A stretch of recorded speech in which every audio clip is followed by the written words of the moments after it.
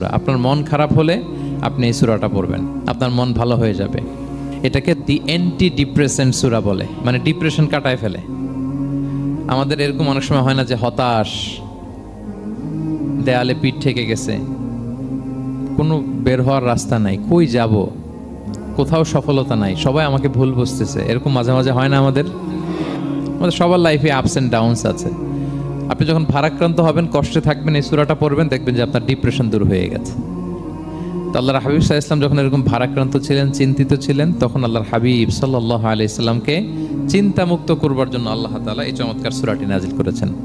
আল্লাহ নাজিল করলেন, আউযু বিল্লাহি মিনাশ শাইতানির রাজিম, বিসমিল্লাহির রাহমানির রাহিম, ওয়াদ-দুহা ওয়াল-লাইলি ইযা সাজা মা ওয়াদ্দাআকা রাব্বুকা ওয়া মা ক্বালা ওয়ালাল আখিরাতু খায়রুল লাকা মিনাল উলা ওয়ালা সাওফা ইউতিকা রাব্বুকা ফাতারদা।